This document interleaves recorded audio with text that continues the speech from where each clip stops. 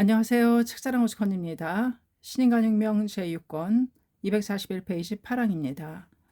저자는 이케다 다이사쿠, 펴낸 것은 화강신문사입니다. 파랑, 대해를 향해 흘러가는 강처럼 잠시의 휴식도 없이 야마모토 신이치의 격투는 계속되었다. 1962년 6월 2일 신이치는 시카고 본부회관에 참석했는데 그 전날 학회본부에 한 통의 전화가 걸려왔다. 회장 야마모토 신이치가 시코쿠에 온다던데 포기하는 것이 신상에 좋을 거다. 만약 그래도 온다면 각오해. 남자는 저음의 목소리로 이렇게 경고하고 일방적으로 전화를 끊어버렸다. 협박 전화였다. 학회본부에는 긴장이 감돌았다. 7월 1일에는 제6회 참여연 선거가 있기 때문에 이 무렵 공명정치연맹의 지원단체인 학회에 대한 악질적 언동이 빈발하고 있었다. 그때까지도 이 포고를 취소하라. 말을 듣지 않으면 쳐들어가겠다는 협박 전화가 계속해서 걸려왔다. 먼저 시코쿠로 출발한 신이치가 협박 전화에 대한 내용을 전해들은 것은 시코쿠 본부에 도착한 6월 1일 밤이었다. 학회본부에서 걸려온 전화를 받은 것은 동행하고 있던 이사장 하라야마 고이치였다. 하라야마는 협박 전화에 대한 내용을 신이치에게 보고하고 자기 생각을 말했다. 선생님, 이것은 참여연 선거를 앞두고 걸려온 짓궂은 전화라고 생각합니다만 회합을 중지하는 방향으로 고려해 봐야 하지 않을까요? 신이치는 실망스러운 표정으로 하라야마를 바라보았다. 절대 그렇게는 할 수 없습니다. 모두 며칠 전부터 준비하며 내가 오기를 기다리고 있습니다. 정체를 알 수 없는 전화 한 통에 겁먹어 시코구 동지에게 간부회를 그만두라고 한단 말입니까? 그렇군요. 확실히 그렇게 간단히 그만둘 수는 없지요. 그러나 괜찮을까요? 괜찮을지 어떨지는 문제가 아닙니다. 간부는 반드시 말을 분쇄하겠다는 결의가 있어야 합니다. 그런 말을 도다 선생님이 들으셨다면 격노하셨을 것입니다. 예. 하라야마는 이마에 땀을 닦으며 미안한 듯 신이치를 칩떠보았다. 신이치는 도다 조세이를 섬길 때부터 목숨을 버릴 각오가 되어 있었다. 그렇기 때문에 어떠한 것도 두렵지 않았다. 만약 학회가 공격을 받는다면 자신이 방패가 되어 불사를 끝까지 지키고 손가락 하나도 건드리지 못하게 하겠다는 결의를 하고 있었다. 그러나 자신과 같은 자각으로 일어서야 할 순회 간부에게서 그런 마음도 기백도 볼 수 없다는 사실이 한심하고 안타깝기만 했다. 시코구 본부 간부회가 열리는 가가와 현립 야시마 육상 경기장에 있는 야시마는 겐페이의 옛 전쟁터로 알려진 곳이다. 미나모토노 요시스네는 1184년 이시노타치 고베시 스마구에서 벌어졌던 싸움에 이어 다음에 이을 이 야시마 전투에서 다시 헤이케를 격파하여 나카도 단노우라 시모노세키시로 몰아붙였다. 3만여 명의 동지가 참가하여 회장 취임 3주년을 향해 출발하는 이번 간부회가 시코구 본부로서는 미래 광선유포의 운명을 결정짓는 모임이라 할 수 있었다. 그런 까닭에 야마모토 신이치는 이 간부회에 요시스네와 같은 마음가짐으로 임하면서 모든 동지가 총 걸게 할 것을 촉구하여 시코쿠 승리의 돌파구를 열고자 했다. 6월 2일은 하늘에 구름이 잔뜩 껴 걱정했지만 정오 무렵에 약간의 햇빛이 비치면서 오히려 야외에서 해합하기에 적당한 날씨가 되었다. 해합 장소인 야시마 육상 경기장에는 이른 아침부터 계속해서 사람들이 모여들어 이미 정오가 되기 전에 스탠드와 운동장에는 약 3만 명의 참가자로 가득했다. 신이치는 예정된 참가자가 다 모였다는 보고를 전해 듣고 개회 시간을 앞당기도록 지시했다. 학회본부에 대한 협박 전화가 단순한 협박 전화인지 그렇지 않으면 실제로 어떤 방해 공작을 계획하고 있는지 신이치로서도 예측할 수 없었다. 그래서 모두 모이는 대로 간부회를 시작하여 당초 예정되었던 개회 시각에는 해합을 종료해버리려고 생각했던 것이다. 예정은 2시간 가까이 앞당겨서 12시 15분 신이치가 입장하자 개회가 선언되었다. 아직 몇 시간은 더 기다려야 한다고 생각하고 있던 참가자들은 예상외로 일찍 해합을 시작하자 크게 기뻐했다. 간부회는 체험 발표와 각 부대표들의 포부 발표, 이사들의 인사 등 식순대로 순조롭게 진행되었다. 협박전화에 관한 일은 일부 운영진에게만 전해졌을 뿐 일반 참가자에게는 전혀 알리지 않았다. 쓸데없이 걱정을 끼치지 않기 위한 배려였다. 참가자는 단상에 오른 간부의 이야기에 눈동자를 빛내며 웃는 얼굴로 박수를 보냈다. 그 모습은 구도의 숨결과 환희 그리고 열기에 넘친 평상시와 조금도 다름없는 학회 간부회였다. 단지 평소에는 온화한 신이치의 눈동자가 이날만큼은 예리하게 빛나고 있었다. 그 눈에는 한치의 빈틈도 없었다. 무슨 일이 있어도 동지들은 내가 지킨다. 그렇게 결의하고 단상에서도 마음속으로도 창제하면서 회합청소의 구석구석에까지 주의 깊게 시선을 쏟고 있었다. 이윽고 우레와 같은 박수를 받으며 야마토 신이치가 단상에 올랐다. 신이치는 웃는 얼굴로 모두를 감싸며 유머를 섞어가며 이야기하기 시작했다. 여러분은 회장이 온다고 해서 많이 기다려주셨다고 들었습니다만 실제로 저를 보시고 뭐야 저렇게 몸집은 작은 데다가 빈상이고 평범한 회장이지 않는가라고 실망하시는 분도 계실 겁니다. 그러나 이것은 타고난 모습이니 부디 용서해 주십시오. 폭소가 터져나왔다. 신이치는 느긋하게 이야기했다. 이 간부회에서는 시코구가 이타가키 다이스케가 입지사를 설립한 일과 루소의 사회계약론을 번역한 나카의 조민을 배출한 자유민권 사상을 낳은 땅이라는 사실을 언급하고 민주시대를 구축하고자 하는 창가학회의 사명에 대해 말했다. 또 학회의 목적은 본전임을 근본으로 모든 민족을 구제하는 것이며 그것을 실현해 가기 위해서는 모두가 주위 사람들에게 찬탄받을 수 있는 행복한 생활의 실증을 보여가는 것이 중요하다고 강조했다. 그리고 강한 신신과 강한 단결로 강선유포의 새로운 전진을 개시하자고 호소하며 인사를 마쳤다. 마지막으로 신세계의 노래를 다 함께 합창하며 시코쿠 본부 간부에는 오후 1시 15분에 폐회를 선언했다. 자리에서 일어난 신씨는 운동장으로 내려와 장례를 돌며 참가자를 격려하기 시작했다. 멤버들은 환호성을 지르며 일어서서 힘찬 박수로 신이치를 맞이했다. 협박 전화 사건에 대해 알고 있는 간부는 조바심을 내며 신이치의 뒤를 따랐다. 신이치는 참가자 한 사람 한 사람에게 시선을 쏟으며 웃음 띤 얼굴로 모두의 환호성에 손을 흔들어 답하며 천천히 걸어갔다. 때때로 악수를 청해오는 동지와 악수를 나누고 감사합니다. 수고하셨습니다. 또 만납시다 라고 말을 건네며 참가자들에게 계속해서 격려를 보냈다. 신이치의 발걸음이 한쪽 스탠드 앞에서 멈춰졌다. 거기에 있던 멤버는 신이치를 향해 무엇인가 열심히 외치고 있었지만 목소리는 들리지 않았다. 신이치는 이 멤버들이 농아들이며 선생님 하며 자신을 향해 소리치고 있다는 것을 알고 있었다. 간부회가 한창 진행되고 있는 동안 농아 동지들이 다수 참석해 있으며 그 사람들에게 단상에서 말하는 내용을 수화로 전하는 동지가 있다는 것도 알고 있었다. 야마토 신이치는 시코쿠 간부회에서 다카마스 지부의 농아들이 대부분인 행복지구라는 지구가 있다는 것을 들었다. 또 그 행복지구의 지구부장은 후쿠야마 시즈야라는 40대 중반의 장년으로 자기 생애를 농아를 위해 바치고자 한다는 것도 보고를 받아 알고 있었다. 후쿠야마는 젊은 시절부터 남에게 도움이 되고 싶다는 마음이 강하여 농아학교 교사가 되어 수화도 배웠다. 그러나 전쟁이 시작되자 징병되고 만다.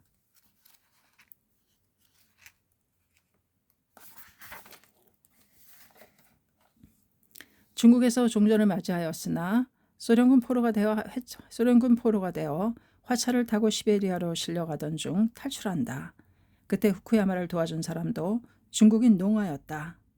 그 고향인 히로시마에 돌아온 후쿠야마는 적어나마 은혜를 갚겠다는 심정으로 농아를 위해 자선단체를 결성하거나 회사 설립에도 직접 손을 대어 보았지만 실패하고 만다. 마침내 아내의 고향인 다카마스로 들어와 간판 그림을 그리며 지내게 되었으나 생활은 어렵고 빚만 늘어갈 뿐이었다. 그런 생활 속에서 불법 이야기를 듣게 된 후쿠야마는 1956년 아내와 함께 입회한다.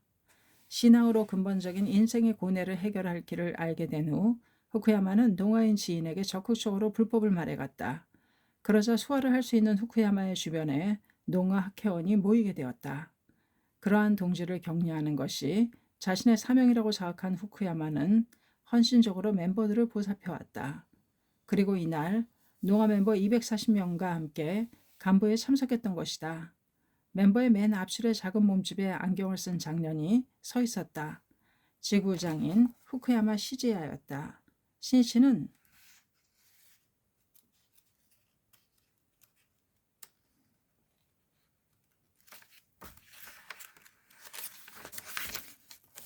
신이치는 후쿠야마의 얼굴을 보고 크게 고개를 끄덕였다.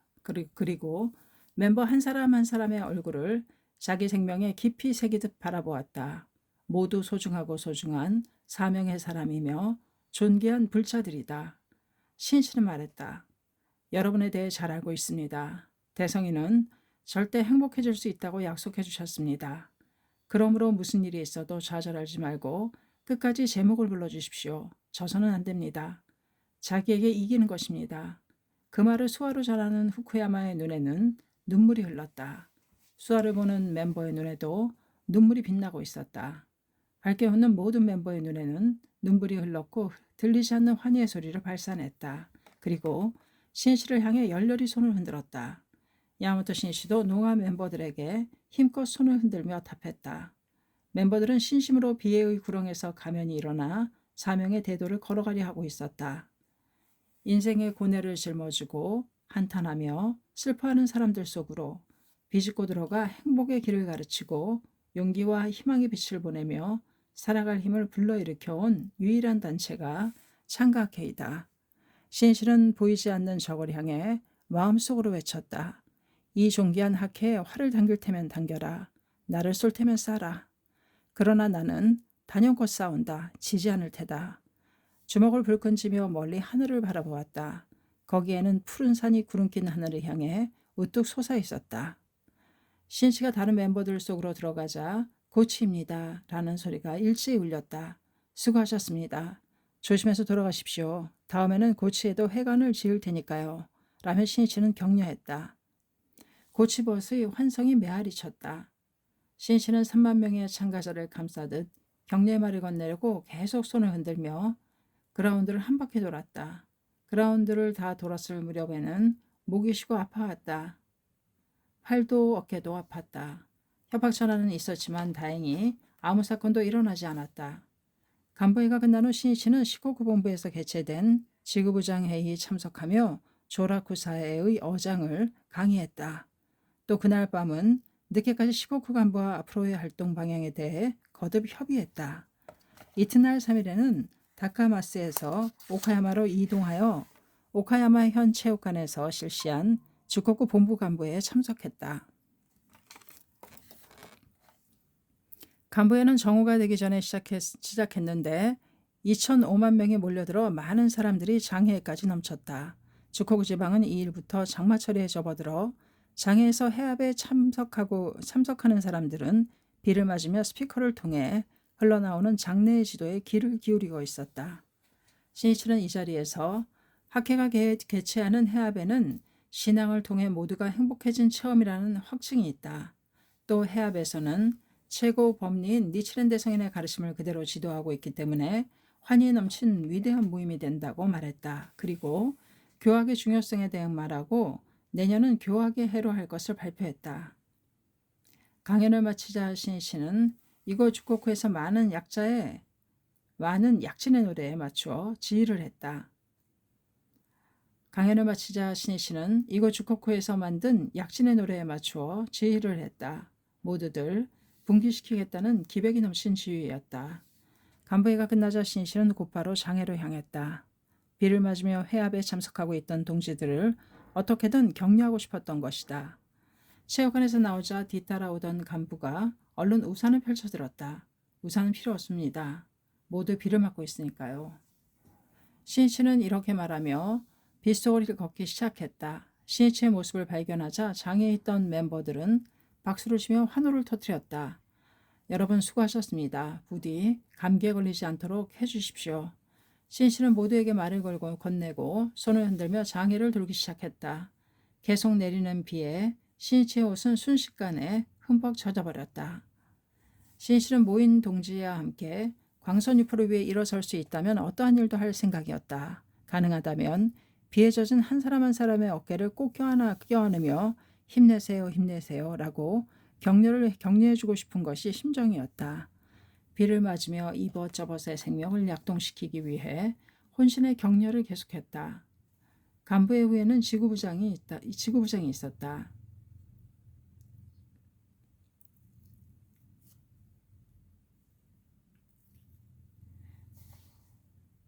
이 지구부장회에는 제자길 어서를 강의했다. 이 어서는 1271년 9월 12일 가마쿠라에 계시던 니치렌 대성인이 헤이노사의 못노조 요리스나 앞으로 보낸 서장으로 1260년에 쓰신 입정안국론의 예언이 적중되었음을 밝히고 위정자가 취해야 할 자세를 가르치시고 있다. 이 어서를 집필하시기 이틀 전인 9월 10일 대성인은 실질적으로 막배 군사, 경찰, 정부를 통괄하고 있던 실력자인 헤이노사 에몬노조의 신문을 받았다. 대성인은 신문을 받는 자리에서 헤이노사 에몬노조에게 그릇된 가르침을 버리고 정법에 귀의하도록 엄연히 관여했다. 그러나 헤이노사 에몬노조는 그 관여를 전혀 받아들이려고 하지 않았다. 그래서 대성인은 다시 어서를 집필하여 보내셨다. 그런데 바로 그날 헤이노사 에몬노조는 직접 수백 명의 무장병을 지휘하여 대성인을 체포하고 그날 밤 다스노구치에서 처형하려고 했다. 이것이 바로 다스노구치 범난이다. 이 대성인은 범난이라는 노도가 다투어 일어나리라는 것을 각오하시고 굳이 관여하셨던 것이다. 신이치는 이 강의에서 신심으로 나라를 걱정하고 구제하려고 하신 대성인이 왜 박해를 받게 되었는지 이야기했다. 그리고 박해의 구도를 부각시켜갔다. 대성인이 호조 도키오리나 헤이노 사에몬노조에게 간여하시지 않았다면 그처럼 음험한 채무에 휘말리거나 박해가 다투어 일어나는 일은 없었을 것입니다. 그러나 민중의 고뇌를 구제하기 위해서는 사회적으로 가장 큰 영향력을 가진 위정자의 사고와 삶의 자세를 바로잡지 않으면 안 됩니다. 그렇지만 일반적으로 충언은 귀에 거슬리고 권위나 권력에 복종하지 않는 고결한 인격자를 권력자는 증오합니다. 실은 그 자체가 권력자의 오만이며 권력의 마성입니다. 그리고 권력에 아첨해온 고쿠라쿠사 료칸이나 연불자들은 만약 도키오리나 그 밖의 권력자들이 대성인의 간언을 받아들여 정법에 귀의해버린다면 자신들에 대한 비호나 특권도 중단되어 버리지 않을까 두려워하고 있었습니다. 그간의 허물은 조금도 없으나 어서 958쪽 말씀하셨듯이 대성인은 나쁜 일 따위는 전혀 하지 않았습니다. 그래서 그들은 자신들이 사람을 시켜 방화나 살인과 같은 사건을 일으키고 그것을 니치렌의 제자들의 소행이라 말하고 소란을 피워 대성인을 사도에 유지하려 했던 것이다. 다시 말해 억울한 죄를 뒤집어 씌워 대악인으로 만들고 단죄하는 것이 어느 세상이나 변함없는 탄압의 방정식이다.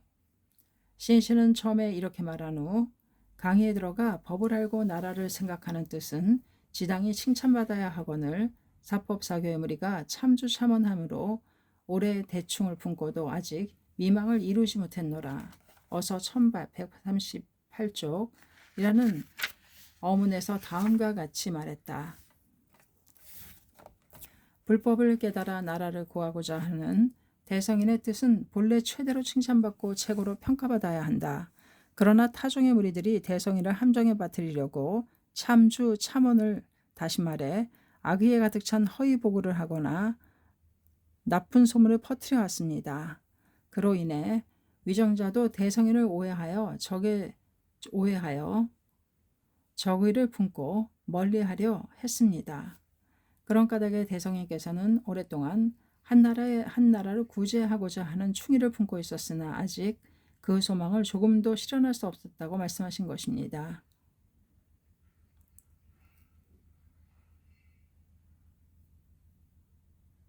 참언은 정의를 함정에 빠뜨리는 상투적인 수단이며 학회를 둘러싸고 있는 오늘날의 사회 상황도 완전히 똑같습니다.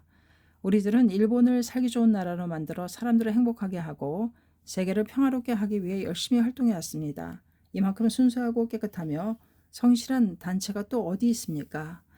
그런 성실한 사람들이 모인 학회를 일부 매스컴들이 폭력적인 종교라든가 정치를 좌우하여 일본을 지배하려고 한다는 식으로 종교 맹렬히 중상무략하며 헛소문을 퍼뜨리고 있습니다. 그리고 사회는 그것을 그대로 믿고 학회를 배척하려 합니다. 실로 학회에 대한 참언의 공격입니다. 그러므로 강선유포의 길은 견해에 따라서는 참언과 싸우는 것이라고 말할 수도 있습니다. 진실을 알려 찬동과 공감을 쟁취하는 언론의 싸움이며 인간성의 싸움입니다. 학회가 승리한다는 것은 이미 분명한 사실입니다. 왜냐하면 아무리 거짓말인 허위사실을 계속해서 꾸밀 때도 계속해서 꾸며내도 절대로 진실을 덮을 수는 없기 때문입니다. 성운에도 악은 많아도 일선에는 이길 수 없으니 어서 1463촉이라고 말씀하시지 않았습니까? 그러나 아무리 황당무계한 거짓말이라도 진실을 모르면 그것이 거짓말인지 알 수 없습니다. 처음에는 반신반의해도 마침내 그런 일이 있을지 모른다고 생각하게 됩니다. 그리고 여러 차례에 걸쳐 거짓말을 듣는 사이에 아마 그럴 것이라고 생각하게 되고 마침내는 그 거짓이 진실인 것처럼 모두 믿어버리게 됩니다. 잠자코 있으면 된다는 말이 아닙니까? 이것은 침묵을 지키는 쪽이 웅변보다도 설득력을 갖는 경우도 있다는 말로 말해야 할 때 말하지 않고 싸우지 않는다는 것은 단순히 겁쟁이입니다. 우선 이렇게 많은 동지가 있는데 만약 참언에 빠져 패배하는 일이 있다면 대성인의 문화로는 수치입니다. 마키구치 선생님과 도다 선생님도 아마 한탄하실 것입니다. 만약 모두의 마음속에 자신이 일어서지 않더라도 누군가가 싸우겠지 하는 남에게 의존하려는 생각이 조금이라도 있다면 그 방심이 초라한 패배를 낳게 될 것입니다. 요는 우리들에게 아까 싸울 용기가 있는가 없는가입니다. 참언을 부수는 것은 진지합니다.